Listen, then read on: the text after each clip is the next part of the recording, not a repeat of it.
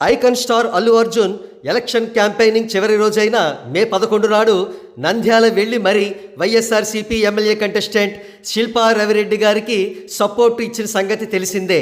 సహజంగానే అల్లు అర్జున్ గారి gesture Janasena party అగ్రనాయకత్వానికి కార్యకర్తలకు తీవ్రమైన ఆగ్రహం తెప్పించింది. ఇక జనసేన పార్టీ నాయకులు నాగబాబు గారు అయితే మాతో ఉంటూ ప్రత్యర్థులకు పనిచేసేవాడు మావాడైనా పరాయివాడే, మాతో నిలబడేవాడు పరాయివాడైనా మావాడే అంటూ ట్వీట్ చేశారు. ఆ ట్వీట్ కూడా పెను దుమారం రేపింది. అల్లు అర్జున్ గారు వైఎస్ఆర్సీపీ క్యాండిడేట్కు ఇచ్చిన అనవసరమైన సపోర్టు, దానికి కంటిన్యూయేషన్గా నాగబాబు గారి ట్వీట్ వల్ల మెగా ఫ్యామిలీ విచ్ఛిన్నమవుతుందేమోననే ఆందోళన సీనియర్ మెగాభిమానుల్లో కలిగింది.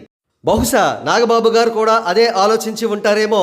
2 రోజుల క్రితం తన ట్విట్టర్ హ్యాండిల్ను డీయాక్టివేట్ చేసుకున్నారు. కాగా దానిపైన కూడా అల్లు అర్జున్ గారి ఫ్యాన్స్ అనవసరమైన ట్రోల్స్ చేశారు.